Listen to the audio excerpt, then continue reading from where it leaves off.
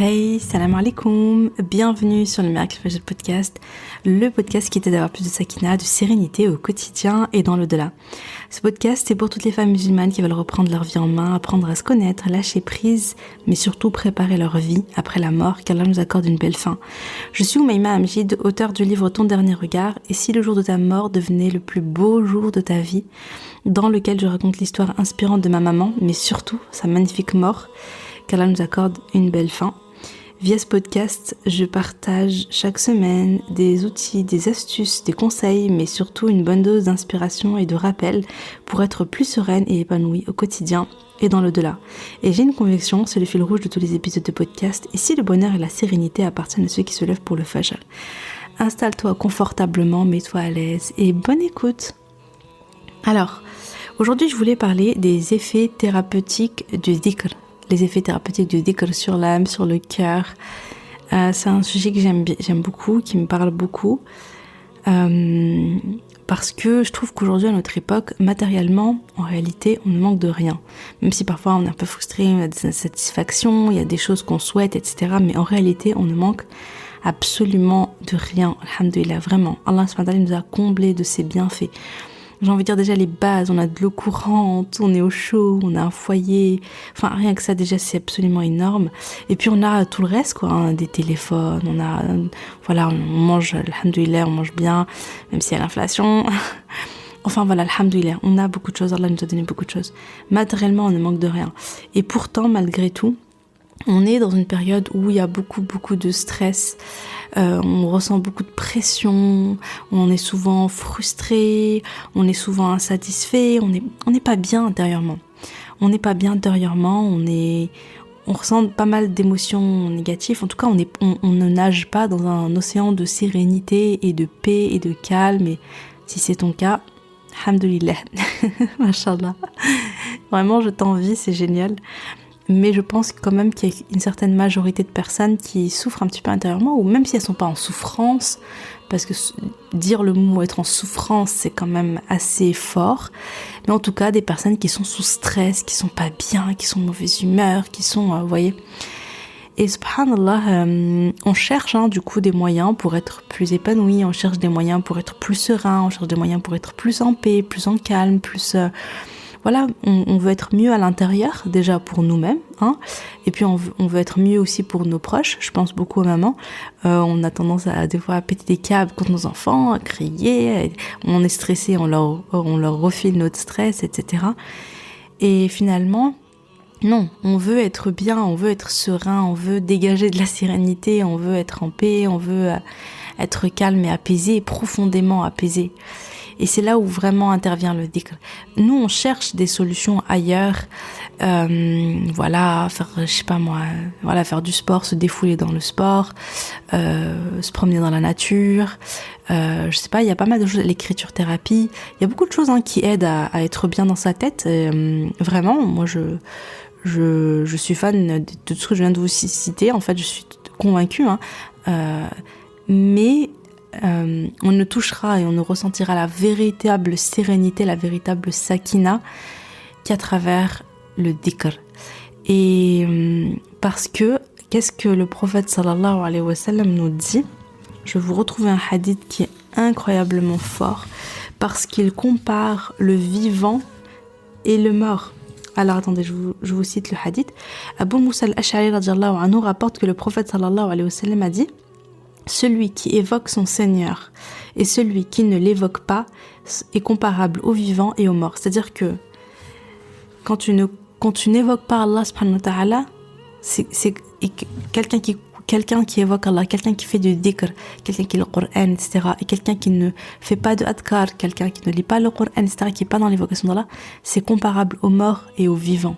Et moi, je pense que c'est très fort et que c'est pas juste une symbolique, je sais pas. Je pense que réellement, un cœur qui évoque Allah, c'est un cœur qui est vivant, c'est un cœur qui est en bonne santé, c'est un cœur qui est sain, c'est un cœur qui est serein. Et un cœur qui n'évoque pas Allah, qui a oublié Allah, subhanahu wa ta'ala, qui s'est éloigné d'Allah, c'est un cœur qui est tourmenté, c'est un cœur qui est vide, c'est un cœur qui souffre, c'est un cœur qui est mort. Et quelque part, moi ce que j'ai ce que j'aime beaucoup dans ce hadith, j'ai été retombée dessus à un moment donné, je crois que c'était l'année dernière et ça m'avait beaucoup parlé.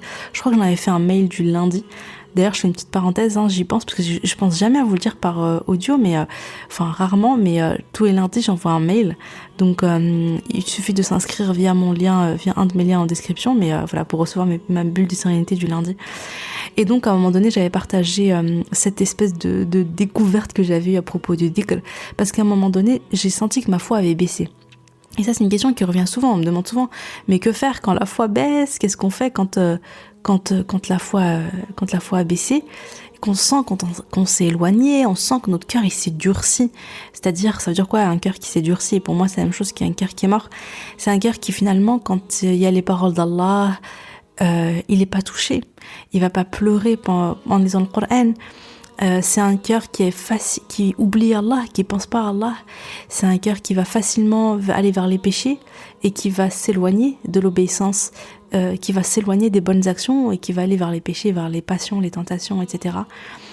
Et c'est un cœur qui s'est détourné. Et voilà, et ça nous arrive tous, des moments d'avoir des baisses de foi, moi la première. Et d'ailleurs, qu'est-ce qu'on se sent mal quand on a une baisse de foi, quand on s'éloigne d'Allah? On sent il y a quelque chose qui va pas, notre cœur est lourd, notre cœur va mal.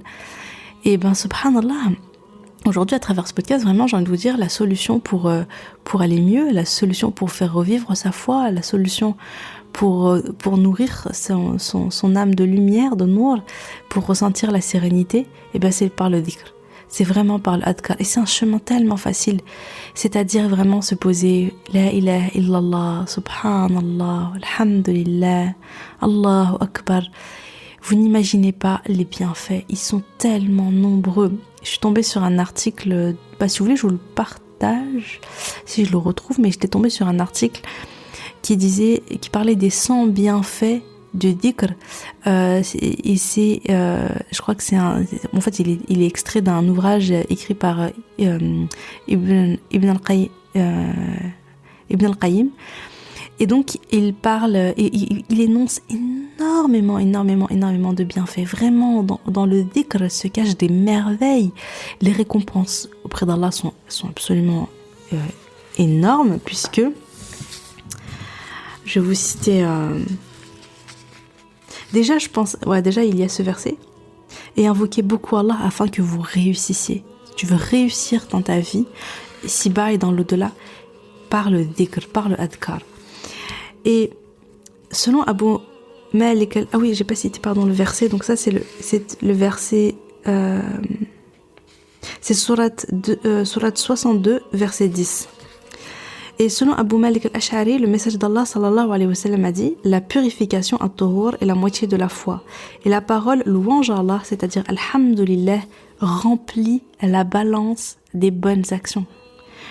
Et gloire à Allah, subhanallah, et louange à Allah, remplit l'espace entre les cieux et la terre. Ces formules de dhikr, elles sont extrêmement puissantes et extrêmement lourdes. Nous, c'est en fait tellement c'est facile de les dire, on se rend pas compte en fait de l'impact que c'est. Subhanallah wa bihamdi, subhanallah wa bihamdi. Ça remplit la balance, ça remplit l'espace entre les cieux et la terre. Et alhamdulillah, ça remplit la balance des bonnes actions. C'est incroyable. Subhanallah, il y a tant de bienfaits, il y a beaucoup de hadiths sur les mérites, les bienfaits, les récompenses incroyables, pardon des péchés, etc. Des adhkar. C'est pas forcément le sujet du jour. Aujourd'hui, j'ai plutôt envie d'avoir une réflexion un peu différente. Je vais pas vous citer, vous pouvez le retrouver très très facilement. Puis je vous les ai cités aussi dans les podcasts précédents. Il y a aussi le fait que quand tu fais du dhikr, ce qui est beau, pourquoi est-ce que c'est thérapeutique? Pourquoi est-ce que ça te répare à l'intérieur? Parce que ça renoue un lien avec Allah. Le dhikr, ça te permet de créer une relation intime avec Allah subhanahu wa ta'ala. Écoute ça. Abu Huraira radiallahu anhu rapporte que le prophète sallallahu alayhi wa sallam a dit: Allah subhanahu wa ta'ala dit: je suis tel que mon serviteur pense que je suis. Donc, petite parenthèse, toujours avoir une bonne opinion d'Allah. Et je suis avec lui quand il m'évoque. S'il m'évoque en lui-même, je l'évoquerai en moi-même. Quand tu es seul et que tu évoques Allah subhanahu wa ta'ala, quand tu es seul et que tu es là subhanallah, subhanallah, ou bien Allahu Akbar, Allahu Akbar, Allahu Akbar, ou encore la ilaha illallah, la ilaha illallah, la ilaha illallah. Quand tu évoques Allah et que tu es seul, eh bien Allah subhanahu wa ta'ala, quand il t'évoque en lui-même, quand toi tu l'évoques en toi-même, Allah subhanahu wa ta'ala il t'évoque en lui-même. Et s'il m'évoque dans une assemblée, je l'évoquerai dans une assemblée meilleure encore. Et quand tu parles d'Allah subhanahu wa ta'ala, quand tu évoques Allah subhanahu wa ta'ala devant une assemblée, devant des personnes, eh bien Allah il parle de toi devant une assemblée encore meilleure auprès des anges. C'est beau, subhanallah. Donc ça crée un lien en fait entre toi et Allah subhanahu wa ta'ala. Le dhikr, ça crée un lien. Et quand tu as une relation forte avec Allah subhanahu wa ta'ala, quand tu ressens la sérénité, forcément, en fait, ça va impacter l'état de ton cœur. Subhanallah. Et vraiment, comme je disais, par rapport à la comparaison entre le mort et le vivant, c'est que réellement, le dhikr, ça nettoie ton cœur. Ça nettoie ton cœur parce que tu es toujours dans le rappel. Quand tu fais ton dhikr, tu penses à Allah, tu penses à Allah, tu penses à Allah, puisque c'est ça, c'est tu es assise et tu penses à la grandeur d'Allah et tu ressens la reconnaissance envers Allah. Quand tu dis Alhamdulillah, tu ressens la reconnaissance envers Allah, tu remercies Allah pour tous ses bienfaits qu'il t'a donné. Et donc du coup déjà rien que ça, déjà le fait de ressentir cette reconnaissance envers Allah, de te sentir pleine de gratitude envers lui pour tous les bienfaits, donc ça te fait prendre conscience des bienfaits que ça te fait prendre conscience de ça, et subhanallah, ça t'apporte, c'est super bénéfique, ça apporte de la joie dans ton cœur. Tu te rappelles de tous les bienfaits qu'Allah te donne, ça te rapporte de la joie. Et Ibn al-Qayyim, dans la liste, je me rappelle, j'avais lu que le dhikr, ça t'enlève l'angoisse, le stress, etc. Et ça t'apporte de la joie. Subhanallah, ça fait les deux. Et vraiment, moi, ma relation avec le dhikr, c'est au-delà du format là. Moi, alhamdoulilah, mes parents, ils m'ont inculqué, ils m'ont parlé, etc. Mais vraiment, j'ai ressenti le côté, on va dire, thérapeutique, je l'ai vraiment ressenti après la mort de ma mère, quand j'étais très, très, très mal et que je pense que voilà, j'ai fait ma dépression, je faisais mes espèces de crises d'angoisse, mon corps, il allait très mal. Eh bien, je me rappelle de ces moments au Fajr où je me posais.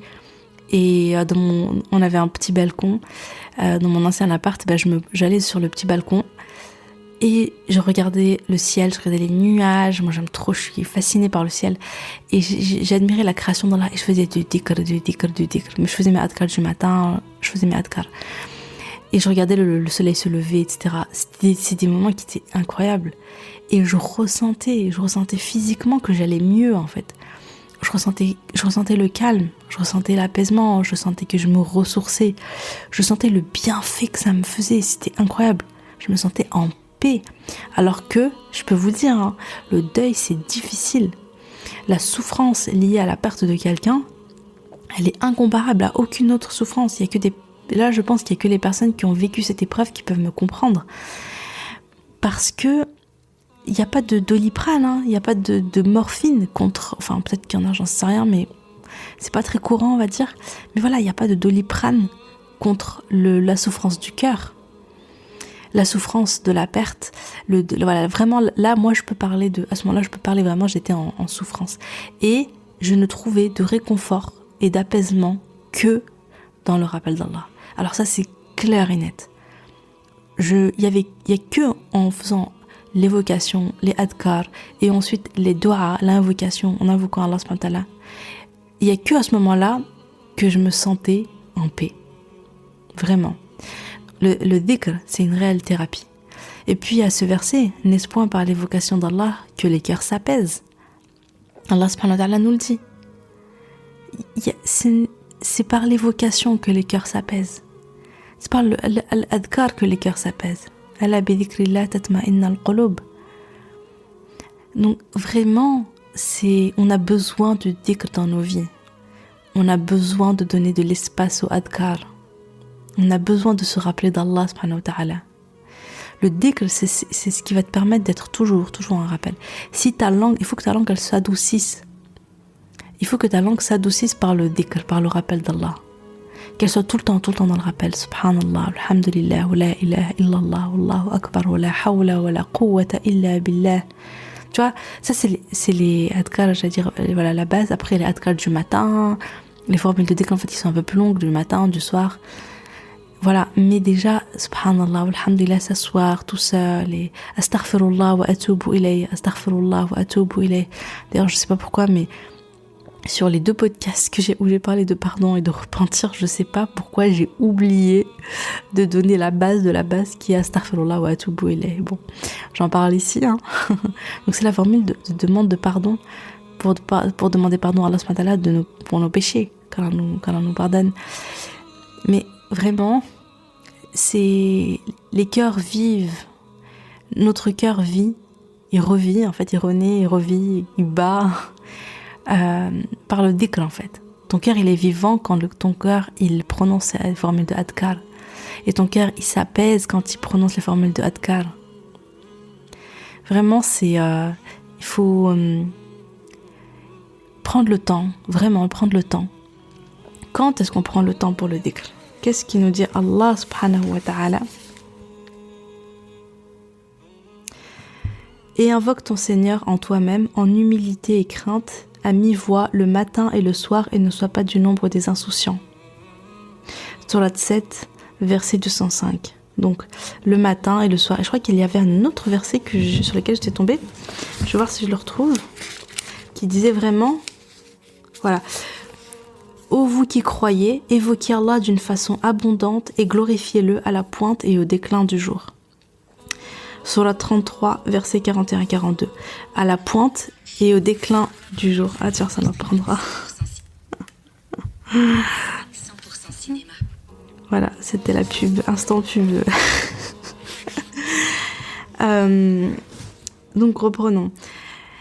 Donc Allah subhanahu wa ta'ala nous dit, quand est-ce que vous m'évoquez? Vous me glorifiez donc à la pointe et au déclin du jour, donc c'est au fajr, et au déclin c'est à partir du asr. Donc voilà, entre l'asr et le maghrib, les invocations du soir et les invocations du matin. Donc se poser un moment, s'asseoir et prendre vraiment le temps pas juste de les prononcer, hein, mais vraiment de les prononcer avec le cœur, de méditer sur ce qu'on dit.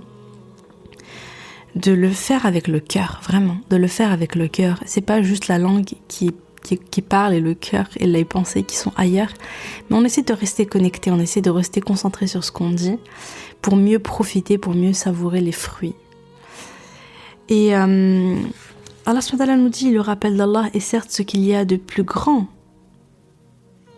Wala dhikrullahi akbar. Souvenez-vous, donc ça c'est surat 29, verset 45. Souvenez-vous de moi, donc je me souviendrai de vous. Surat al-Baqarah, surat 2, verset 152. Fadkuruni adkurkum. Souvenez-vous de moi et je me souviendrai de vous. Tu vois, donc vraiment, connecte-toi. C'est vraiment un lien fort avec Allah subhanahu wa ta'ala, le dhikr. Et il y avait une petite histoire, on va voir si je la retrouve. Il y a un homme en fait qui est allé voir le prophète sallallahu alayhi wa sallam et qui lui dit, au messager d'Allah, les riches, ils peuvent faire des actions que nous on ne peut pas faire. Le temps de retrouver le hadith, je suis en train de le chercher. Ah, il est là. Je vais vous raconter le hadith. Donc un pauvre va voir le messager d'Allah sallallahu alayhi wa sallam et lui dit, au messager d'Allah, donc les riches ont emporté les hauts degrés et les bienfaits éternels. Comme si voilà, les riches font plus que nous. Ils ont plus de récompenses parce qu'ils prient comme nous, ok, ils jeûnent comme nous, mais en plus ils ont des biens, ils ont de l'argent, avec lesquels ils accomplissent le grand et le petit pèlerinage. Voilà le hajj, l'umrah. Ils combattent dans la voie d'Allah et ils donnent l'aumône. Ils peuvent faire les zakat que eux ne peuvent pas faire. Le prophète sallallahu alayhi wa sallam leur répond, est-ce que vous voulez que je vous enseigne quelque chose qui vous permettra de rattraper ceux qui vous ont dévancé et de dévancer ceux qui viendront après vous, de telle sorte que personne ne sera meilleur que vous, sauf celui qui fait la même chose que vous. Et là, ils ont dit, ah oui, mais c'est là, on veut savoir. Et d'ailleurs, regardez, subhanallah, le souci des pauvres. Tu vois, un pauvre, il peut te dire, ouais, moi, voilà, je veux devenir riche, voilà, pour moi, pour une belle maison, pour être bien. Lui, il est là en mode, mais... il envie les riches. Voilà, ce que je veux dire, c'est que nous, on peut envier les riches en se disant, oh là là, ils ont des vacances de dingue, ils ont une maison de dingue, la déco, patati patata. Et tu te dis, ah, j'aimerais bien moi aussi avoir toute cette richesse et vivre dans un bel endroit comme ça. Ici, subhanallah, c'est trop beau parce que le pauvre, il vient voir le messager pour autre chose. Il envie effectivement le riche, mais pas pour les mêmes raisons que nous. Il l'envie parce qu'il dit, mais regarde, lui, il peut faire beaucoup d'aumônes, il peut faire le hajj, il peut faire souvent le hajj, peut-être souvent l'umrah, etc. Il peut faire tout ce que moi je peux pas faire dans l'adoration d'Allah. Tu vois, la jalousie, elle est là, mais dans l'adoration d'Allah. Et là, le prophète donc lui répond, donc glorifier Allah, louer Allah et témoigner de sa grandeur après chaque prière 33 fois. Bukhari numéro 843. Et dans une autre version, dans la version de Muslim, il est dit les pauvres les pauvres parmi les émigrés vers à nouveau voir le message d'Allah et lui dire, donc les pauvres sont revenus encore une fois voir le message d'Allah pour lui dire, nos frères qui disposent de richesses ont entendu parler de ce que nous faisons et ils en ont fait autant. Le message d'Allah sallallahu alayhi wa sallam répondit, telle est la grâce d'Allah qu'il dispense à qui il veut. Ils sont revenus pour dire, ouais mais attendez, maintenant ils nous ont entendus, ils refont, eux aussi ils font. Ah oui, et là par rapport à donc là ce qu'il disait, parce que là donc c'est en arabe, c'est en français, donc c'est subhanallah walhamdulillah wallahu akbar 33 fois. Donc celui qui fait ça, il a une grande récompense. Le dhikr en fait, après chaque prière, hein. Ouais, c'est ça. Après chaque prière, il a une grande récompense. Subhanallah, qui compense finalement à l'aumône, c'était ça, hein, ce qu'il leur disait. Cette grande récompense compense, voilà, l'aumône, les umrah, etc. que les autres font. Donc c'est pour vous dire, les récompenses des adkar, c'est vraiment grand, c'est vraiment énorme. Donc voilà, c'est un bienfait. Le dhikr, c'est un bienfait pour le cœur. Ça fait vivre le cœur, ça l'apaise. Ça lui apporte énormément de bienfaits. Ça nous rapproche d'Allah, ça nous crée un lien avec Allah subhanahu wa ta'ala. Ça attire les anges, parce que les anges, ils sont attirés par l'évocation d'Allah, par les cercles d'évocation d'Allah. Et finalement, c'est que du positif. Et ça te relève de ta baisse de foi. Quand tu as une baisse de foi, multiplie beaucoup le dhikr, jusqu'à ce que ton cœur revive. Et je crois qu'il y a quelque chose que je voulais rajouter. Je sais plus. Bon, si ça me revient, j'en parlerai dans un autre épisode. Alhamdoulilah. En tout cas, j'espère que cet épisode vous a plu. Mais oui, en tout cas, vraiment, et vraiment répétez beaucoup. Ce qui est bien avec l'évocation, c'est que le adkar, vous pouvez le faire n'importe quand, n'importe où. Voilà, vous êtes dans les transports, vous êtes dans le bus, vous faites le ménage. Vous pouvez faire les adkar. Et ça, c'est vraiment quelque chose qui m'a marqué de Xiaomi. Elle était tout le temps dans l'évocation d'Allah. Alors, soit dans le dhikr, comme je disais, elle va se promener, elle fait le dhikr, elle fait la vaisselle, elle fait à manger, elle fait le dhikr, etc., etc. Donc, soit c'était, voilà, comme ça. Soit elle parlait d'Allah, en fait. Elle parlait d'Allah, elle faisait des rappels à tout le monde. Alors, on recevait un coup de fil, hop. Elle partageait un rappel, elle allait à un mariage, et la table où elle était, elle faisait un rappel, et tout le temps. Et je pense que nos langues, elles sont malheureusement beaucoup trop asséchées, en fait. On fait pas assez d'évocation. En tout cas, je parle pour moi, hein. On fait pas assez d'évocation, donc profitons-en. Surtout là, c'est le mois de Ramadan, donc si tu écoutes le podcast au moment de sa sortie, c'est le mois de Ramadan. Et vraiment, c'est le moment de se poser avec Allah subhanahu wa ta'ala dans l'intimité. C'est le moment de te souvenir de lui. C'est le moment de multiplier les formules de dhikr pour te rapprocher de lui, pour que ta foi augmente, pour remplir et alourdir ta balance des bonnes actions. Oui, c'est vrai que je l'ai pas cité, mais il y a un hadith par rapport à la foi.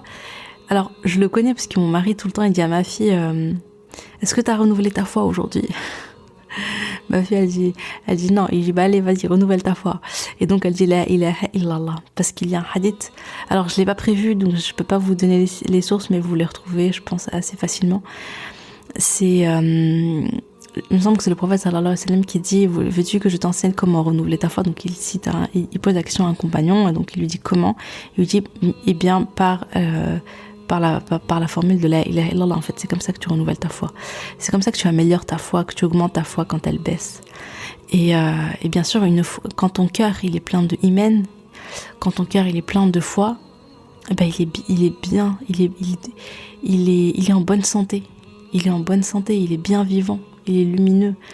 Et donc, ce qui se passe, c'est que voilà, et il est fort. C'est un cœur c'est un cœur qui est fort, qui est renforcé. Et du coup, tout ce qui va t'arriver après, les épreuves, les difficultés de la vie, les imprévus, toutes ces choses qui t'apportent du stress, de la souffrance, et ceci et cela. Mais finalement, ton cœur, il est tellement plein de dhikr d'Allah, d'évocation d'Allah, que c'est comme une sorte de carapace, tu garderas toujours ta sérénité intérieure. Bien sûr, il y aura des moments où tu vas ressentir de la tristesse, tu vas ressentir un coup de pression, des choses comme ça, mais en fait, ça va jamais t'envahir, ça va jamais t'engloutir en fait. Tu vois, tu reviens toujours à la sérénité. Ça revient toujours à la sérénité. Et je pense que l'effet thérapeutique du dhikr, c'est pas seulement sur le cœur, et sur le mental, sur le bien-être, mais je pense qu'il est aussi sur le corps, physiquement. Alors, j'en ai pas parlé ici, mais c'est vrai qu'avec les filles de mon programme, j'avais à un moment fait une masterclass sur la cohérence cardiaque. Et en fait, on s'est rendu compte qu'avec la respiration, donc la cohérence cardiaque, c'est la respiration. J'inspire sur 5 secondes, j'expire sur 5 secondes. Je vous la fais courte, hein. Et du coup, tu fais ça pendant 5 minutes. Ce qui se passe, c'est que au bout de ces 5 minutes, il y a un impact réel sur ton corps, sur ton cœur. Bon, je ne veux pas rentrer dans le détail, mais grosso modo, il y a une espèce d'harmonie au niveau de la fréquence cardiaque qui se fait.